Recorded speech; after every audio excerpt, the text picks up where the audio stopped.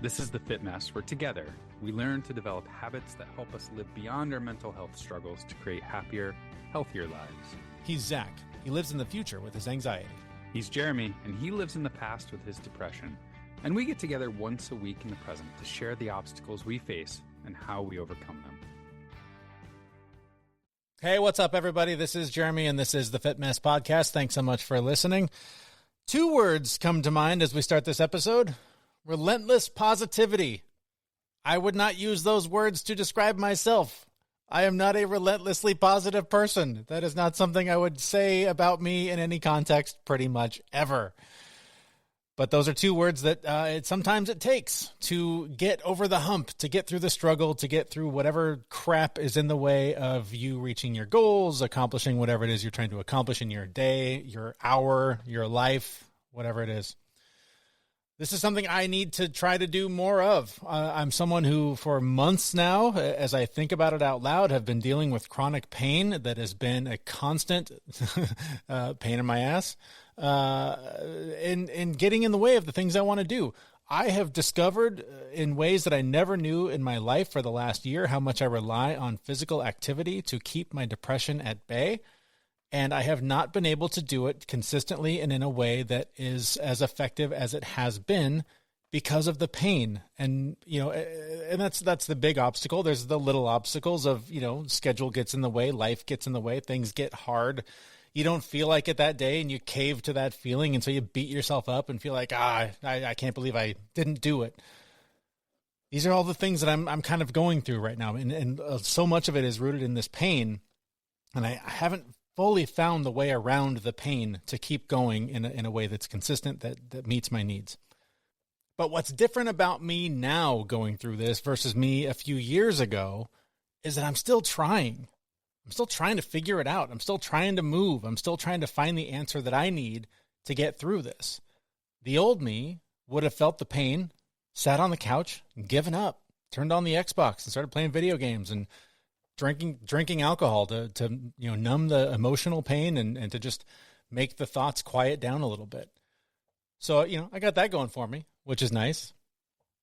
Would I call it relentless positivity? No, I would not. But a guy who is relentlessly positive is a guy named Joe Martin, and that's literally the name of his podcast, Relentless Positivity. I found his show recently, started listening to it. He's a really fun interviewer. He's a really fun host. And as it turns out, a really fun guest because I had the opportunity to talk to him the other day. This is a guy who has been through some struggles himself. As a younger man, was a bigger man, and that led to a lot of problems, including depression issues and just, weight issues, injuries, things that hold most of us back, hold many of us back. I know they're the kinds of things that held me back and still do to some degree.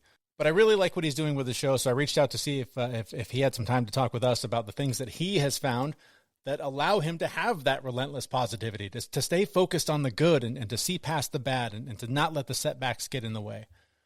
And as it turns out, he said yes. So what you're going to hear in this conversation is why, so many of the quick fixes that you're probably looking for to solve your problems aren't real. They're just pure bullshit and are only going to slow your progress. We're going to talk about some of the things you hear us talk about a lot. And it's just the small, little, consistent actions over time that will lead to the kind of life you're trying to build. And you're going to find out why you may think you've done everything you need to do to accomplish your goals, but you probably haven't. That's all coming up, so stick around. My talk with Joe Martin right after this. Okay, Joe, when this all started out, you're a heavy guy, you're depressed, you're injured, kind of a standard issue guy for a lot of people out there and probably a lot of people listening to this. What was life like for you in that place?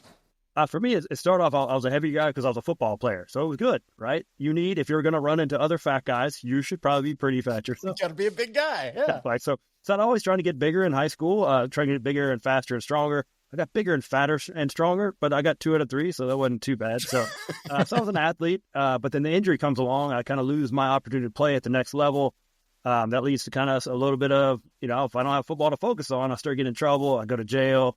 My girlfriend breaks up with me. I'm on probation. All these things kind of roll together, and just waking up every morning, looking at myself overweight. I don't like how I looked. I didn't look how I felt. And that weight was just a visual reminder that, just things had not gone well for me. That's where it all started. Just kind of got to the point where I was almost going to take my own life, that I didn't see a way out. I know you're familiar with this, that when you focus on the bad things that are just right there, you don't see all the good that surrounds you. And that's where I found myself in that position right there. I felt hopeless and didn't see where things were going to go from there. So that was kind of where I found myself.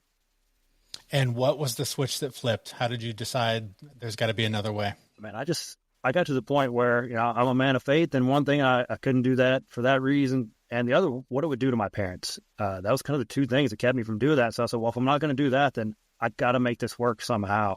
I started looking for one good thing in my life. I just realized, man, my family is amazing. It was such a great family. I grew up in a great family.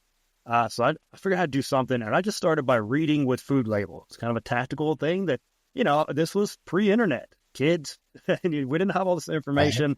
Right. I've realized that, you can actually read what you put into your body each time and know, how much calories and all these things you're putting in there. And, oh, my gosh, I'm eating a bunch of junk all the time. Maybe I shouldn't do that. It just started with that one little thing and just snowballed from there.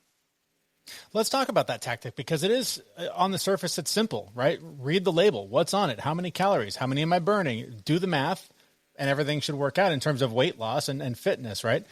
It's so much harder than that. It's hard to stick to that routine of write it down, track it, compare it. After 2-3 days, you don't get the instant gratification. You haven't lost 5 pounds just because you're doing math. How do you keep on that? How do you stick with that habit? For me, it was also more about portion control. That I've realized that, even if you're eating the right things, if you're eating, broccoli and chicken, but if you're eating too many of those calories, you're still going to pack on the pounds. So realizing that, just because I'm eating one package does not mean that's one serving. So if I eat the whole thing, sure. I didn't know that. I'm from Alabama, man. We don't grow up, we don't care about calories. We just fry everything, right? It's a little bit different. They're a little bit different setup. So as for me, I knew I had a bigger picture in mind, that I knew if I was going to be consistent and stick with it, it would eventually happen, because I was losing a pound here, a pound there. I knew I was getting those small little victories, and I knew if I just keep compounding those, they would add up over time. And that's something that spills over, right? You do that one thing and it starts getting you curious. Well, geez, if I'm losing 1 or 2 pounds here and there doing that, what else can I do? So what was another tactic that sort of started to snowball for you? I started doing a little exercise. So I was in a cast. So that was my thing. I played football, a broken wrist for a couple of years, didn't get it fixed. Don't recommend that if you're thinking about doing that. So they had to take a bone out of my hip and fix my wrist. A bone in there had died. So I had to do all this. And so I was in a cast for 6 months with my thumbs up, by the way. So I was walking around with my thumb up. Everybody looked like I was hitchhiking. You're Mr. Positive, walking around. That's where it all started, man. That's where it all started. But if you just look like you're about to go hitchhiking all the time, it's not the greatest thing. But I started doing a few sit-ups and a few squats. Nothing complicated, nothing too crazy. But I've been doing workouts and stuff through football, but nothing in a while, because I kind of fell into that depression where I'm not going to do anything. I'm just going to sit here and. Alcohol is my friend, not these weights. So, but then I just got started with 12-ounce curls. That's my home workout. 12-ounce curls. Yeah, and I was having to do it with my left hand, so I was making. It was just those little things. It wasn't this crazy workout program where I was doing P90X or anything like that. It was just, hey, a few squats here, a few sit-ups here, and just, hey, now I feel a little bit better mentally, physically as well. It just, maybe I should do a little bit more. Maybe start walking a little bit, walk around the block. It's just all these little things. Like you said, it kind of snowballs.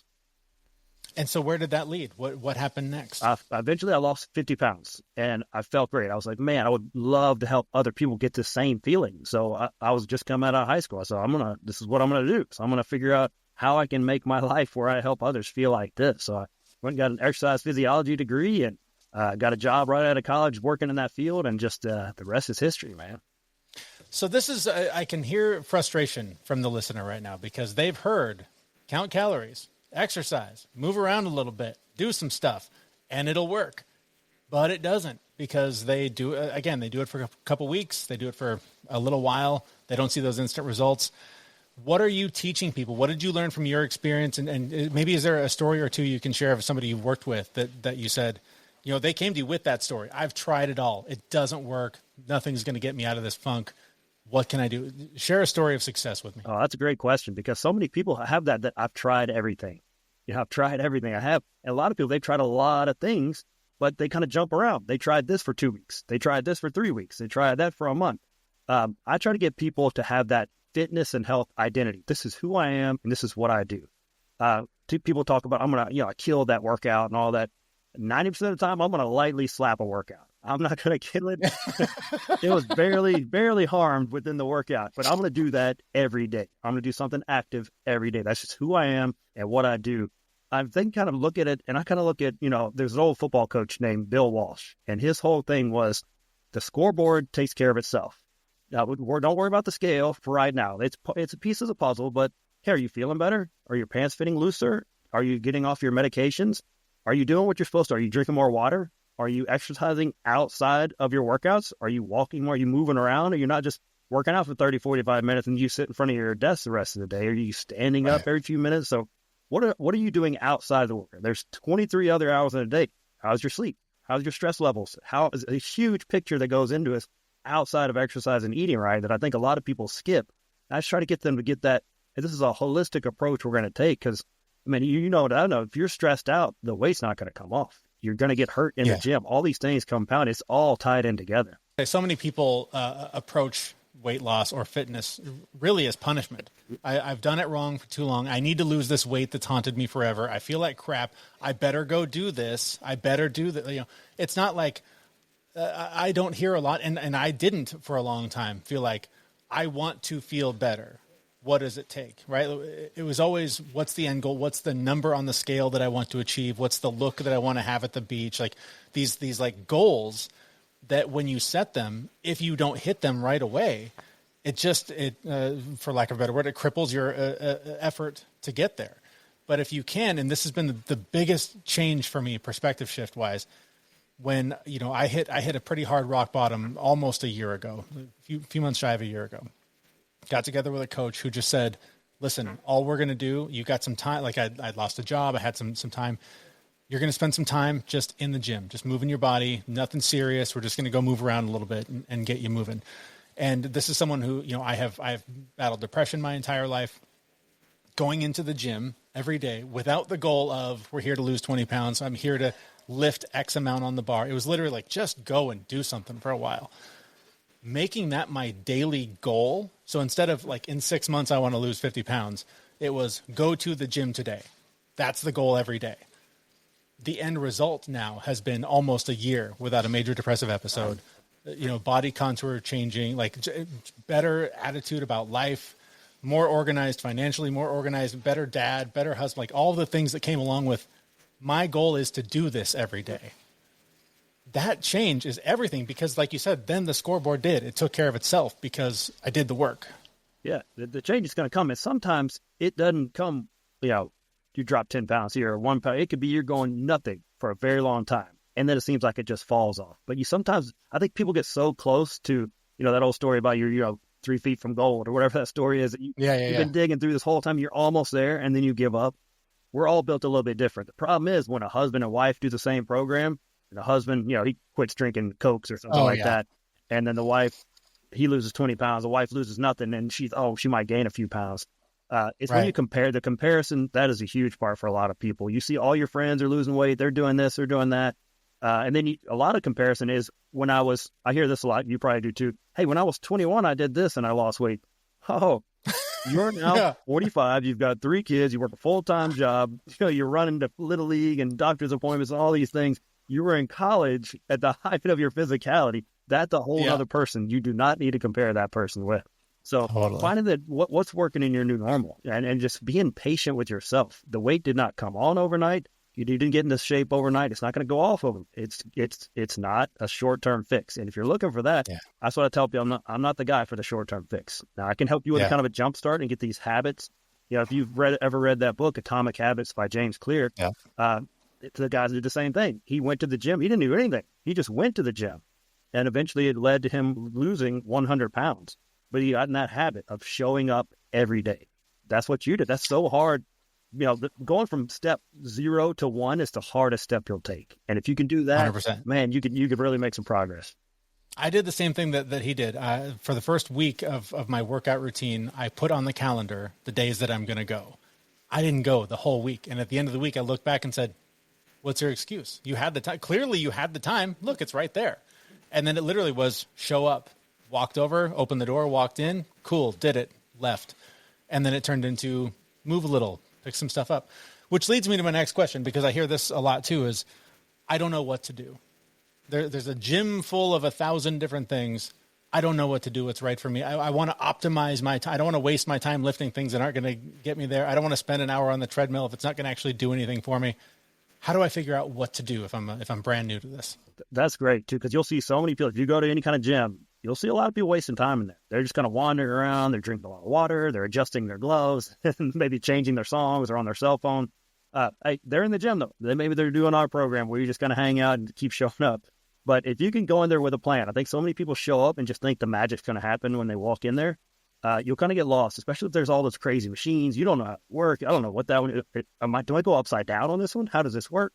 If you can just get a basic program, if you look up something called the primal patterns, it's basically the movements that you do in everyday life. So push, a pull, a squat, a hinge, those type of things.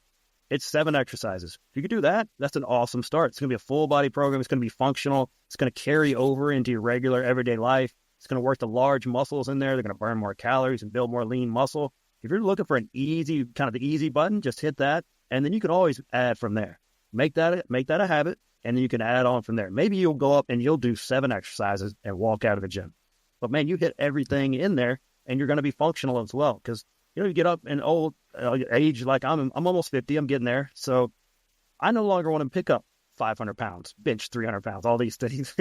Don't get me wrong. I'd take it. I would take it. Sure. Yeah. Right. I'll take it. But I also want to be pain free. I want to be able to, my son's 18. I got to try to keep up with that guy. I want to, be a great husband to my wife. But if I want to do something, I don't want my body to be the thing holding me back. If I'm going to just go for a walk around the block, I don't want to have back pain and knee pain and so many things that I see these people that were extreme lifting and doing these extreme sports back in the day. It's kind of coming back to pay for them now. Speaking of the gym, we're spending a lot of time in the gym in this conversation. And I think a lot of the reason that people go there, particularly if it's something like CrossFit, is it's very community oriented. You're surrounding yourself with people that are kind of on the same mission. Some folks that are a little bit ahead of you, some folks are a little behind. How important is it to surround yourself with people that are, like-minded when it comes to fitness and health? I think that's what kind of separates successful people from not. Just when you're not by yourself, it can be so tough. Accountability, whether it's just showing up for a friend group or a workout partner or a coach or something like that, I think it's key in the progress, because just like I talked about earlier, you're not going to show up super motivated every day. In a week's time, if you get in 4 workouts, if you're really motivated, one of them you may be really ready to roll. Especially if you work full time and you have a life, outside of the gym, it's tough. You're not going to be fired up every day to go in there. But if you just show up, that's when I tell my clients, just show up and the magic will happen. You just got to get there, even if you're just coming for your friends. But if you show up, you start moving your body a little bit, you start breaking a sweat, man, then everything just kind of fall into the workout from there. That's the biggest part. It's just showing up. If it's just you though, and no one knows you're coming to the gym, you're supposed to be there, probably not going to go. Yeah, it's a lot easier to let yourself off the hook. So, this is a mental health podcast. We're talking a lot about the physical health benefits. For me, that has been the best antidepressant I've ever taken is physical activity and exercising. How much of a difference has it made in your life? And tell me about some of the clients you work with and any transformations you've seen there from a mental health perspective. Oh, absolutely. And for me personally, that's why I do something active every day. When I've kind of fall back into the depressive episodes, I look back and kind of do a little forensic check. Oh, guess what? I was drinking more. I was not sleeping. I was doing too much caffeine, taking in too much caffeine. I was stressed out. I wasn't exercising. I wasn't eating right. Some combination of those things will add up. And oh my gosh, I feel like the darkness is back, But I just tell my clients, hey, give yourself a fighting chance. It's not going to cure everything in your life or all these things, but man, if you are taking care of your health, you are in the best position possible to move forward with this. So I had a client one time that she'd suffered through depression her whole life, just from a little kid on. She just kind of felt like she didn't belong anywhere, didn't feel right. And we just got her into an exercise program around positive, supportive people every day. And it changed her life completely, where now it's like she's a new person. She's off of medication. She's showing up every day. She's completely changed her life. And there's nothing crazy, magical we did, but she just showed up consistently, showed up for herself. She started adding these extra habits like I talked about, giving herself a fighting chance. I mean, it's a night and day difference. It's like people ask her, what are you doing? What's changed? What's different? It's just, taking care of her health kind of changed her chemistry in her body, and she just feels so much better. I like that you acknowledge the slip, right? Like we all, especially somebody listening to a podcast, they're trying to get inspiration. They're trying to get motivation from people that have it figured out. I've got some things figured out. You've got some things figured out. I still struggle. I mean, every day there's a battle. There's stuff that doesn't get done. and it's hard, and you have to like not beat yourself up. Tell me a little bit about your struggle. Where, I mean, someone is seeing you right now as an expert. You're the guy on the hill pointing the way. How can we relate to you? What's the struggle you still face?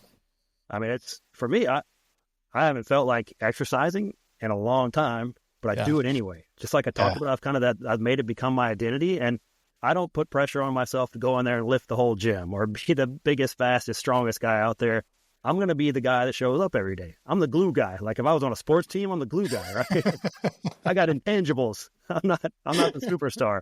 So I show up for myself. I'm going to get there and move my body around, break a sweat, and be around people, listen to music, all these things that kind of just make me feel better. Don't get me wrong, man. If I could wake up tomorrow with 6-pack abs, I would take it. Like I said, I would bench 500 pounds. I would do all those things, but I want to look decent enough, have good enough blood work, and be at a decent level. Look okay, not to be. I'm already bald, man. I can't be overweight again. I can't do that. That's why I grew a beard, man. If you're bald, you got to grow a beard. Otherwise, people think you have cancer or something. You're over there playing aging bingo. Which square am I checking off? Dude, speaking of that, totally off topic. I had to shave my nose the other day. Where are we going? What's happening, man? Oh, the ears are next. The ears are next. I don't even care. They can stay. But man, it was like 3 of them. Oh, anyway, off topic. But yeah, it's just if you just keep show up for yourself. I believe in having goals. There's goals that sometimes I'll get back on. I'll do a 6-week challenge with myself to try and tighten some things up. But man, but that ruined these. Like some people, type A people, they'll do that and they'll have one slip up and they'll scrap the whole plan. So I see that with a lot of the clients that I work with, and just tell them, hey, don't let a slip become a fall. You're gonna mess up. It's gonna happen. There's gonna be a day you miss a workout or you don't eat like you want to. What you do next is the most important step next. Because you just get back, hey, you do something weird and just start again. Start with the next workout. Start with the next meal. It's okay. We're all going to mess up. And it's fine. I work with a lot of women, and guilt is a huge thing with them, especially with food. So if we can just kind of take guilt out of it, there's no like judgment foods out there. There's no like, it's not a moral decision whether you eat pizza or blueberries, right? Right. If you can just take that out of it and it's information. Like I do nutrition and accountability coaching, and it's like this is just me gathering information and just figuring out how we can get you to where you want to go. Because I do this stuff too. I mess up all the time too, and it's okay. So we build that 80-20 rule in there that 80% of the time we're going to try to be compliant to this program. The other 20%, you can go have Snickers and cake and whatever you want, man, and do it guilt free. And when you have a slip up, just like I like to do with mine is that kind of forensic check. Well, why did this happen? What was the circumstances leading up to this? How can we avoid it next time? Just don't ever take a loss without a lesson. I used to have a coach that said that. If it happens, it's okay. Let's see what happened and how we can avoid it next time. Yep. Yeah, self-compassion is a huge part of this. That's something I have to do with injuries. I've got like these 3 different chronic pain things going on all the time. And, I'm sort of back to a new gym routine now, and I've lifted a little too heavy and pulled some things. And rather than, sort of falling into the old habit I had that was, well, I guess I better sit around for a couple of weeks until this doesn't hurt anymore. And a couple of weeks turns into 6 months. Yeah. It's, what else can I do? If I can't lift something heavy on the bar, can I go for a long walk? Can I go take a hike? Can I go out on the lake and swim? Like you're just looking for, okay, I can't, I didn't, whatever. That doesn't stop me from what's next. That doesn't stop me from taking that next step. And there's just, for all of us, especially if you go into this journey with, I've been so bad, I need to punish myself. Any slip is going to just amplify that message of I suck.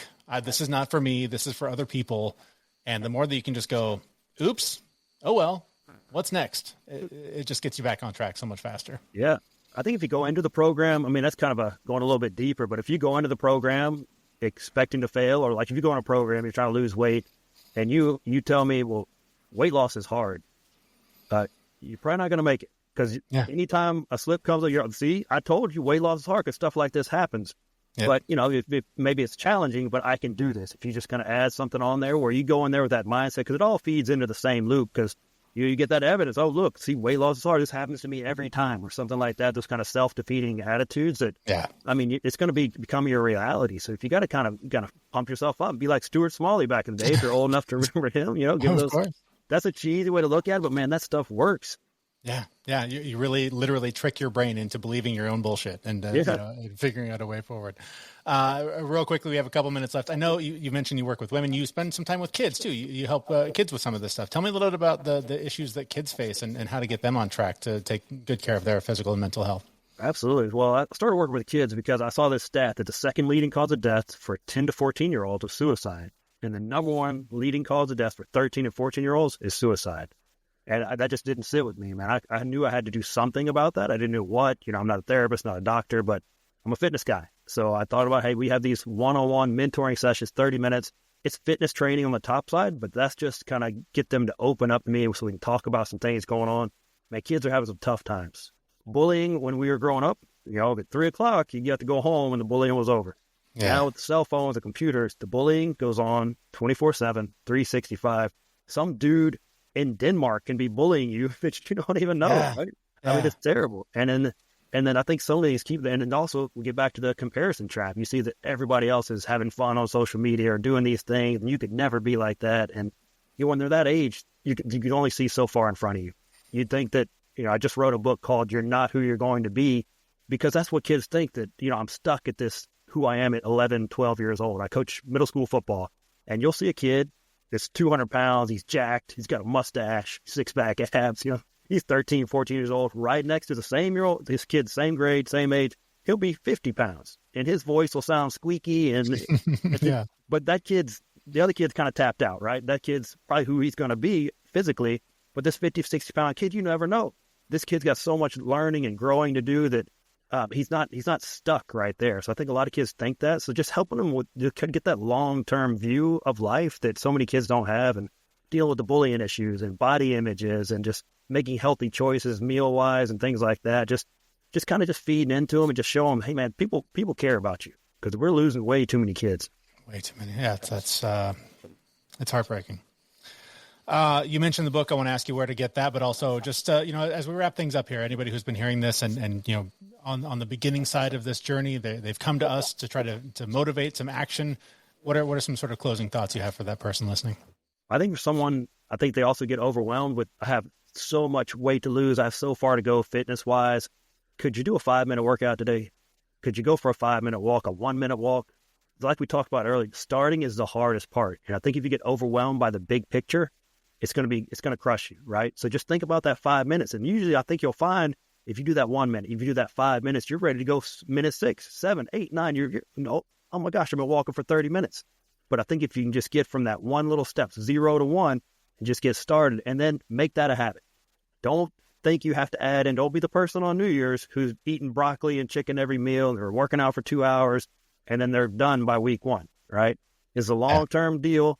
Think about it, take about it small, and do that snowball effect like we talked about, that, hey, this week I'm starting to exercise. Oh, I kind of made this a habit. Let me add in a little nutrition thing right here. And maybe I'll start doing a little stretching at night or something like that. But don't think you have to do it all overnight, and just stick with it, and the magic will happen. What didn't you do yesterday that you can do today? And that just snowballs. And that's awesome. Yeah, many bigger and better things. Awesome. Where can we learn more about you, the book, and take you up on your services? Fitandpositive.com is kind of the hub for everything. You can see the book on there, the mentoring program. You can also pick the book up on Amazon. You're Not Who You're Going to Be. And if you got kids in your life right now, and you just need them to come talk to somebody, you can find my contact information. Sometimes if they just want to text or call or email or something like that, I'm on a mission. I'm trying to save some kids out there. So whatever I can do to help you out on that. And if you know parents or coaches or teachers that want that book and they don't feel like buying it, let me know. I'll send them a copy. Amazing. Good stuff. I'll have all that in the show notes for the episode. Joe, thanks so much for doing this. Appreciate your time. And let's keep in touch and see what we can do to help impact a lot of people's lives. Awesome, man. Thank you so much for having me on. And if everybody on here is listening, first of all, go give him a 5-star review for his logo alone. Deadlifting donut, man. That thing is amazing. And then go to the website and buy you a T-shirt with that logo on it. That's a sweet shirt right there. Awesome, man. I appreciate that. That was the always fun to talk to and relentlessly positive Joe Martin. Again, the name of his podcast is Relentless Positivity. The link to that and other ways to get in touch with him are in the show notes for this episode at thefitmess.com. Thank you for hanging out with us for a little bit today. I hope you have found some inspiration. I hope this motivates you to keep going, even when those little setbacks, those nagging injuries, the chronic pain, whatever it is that's slowing you down, you got to find a way to fight through it. And it's most likely just some small, simple thing that you can do today that you didn't do yesterday. And quickly before we go, if you have found any value in this conversation today, please do share it with somebody who could benefit from hearing it, whether that's sharing it on social media, emailing it to somebody, or just going to our website and sharing it from there. Really means a lot and helps us spread the word so that more people can find the kind of inspiration and motivation they need from content like this. So thank you again for your time. We'll be back in just a few days with another episode at thefitmess.com. See you then. We know this podcast is amazing and it doesn't seem to lack anything, but we need a legal disclaimer. Prior to implementing anything discussed in this podcast, it is your responsibility to conduct your own research and consult your physician. You should assume that Jeremy and Zach don't know what they're talking about, and they're not liable for any physical or emotional issues that occur directly or indirectly from listening to this podcast.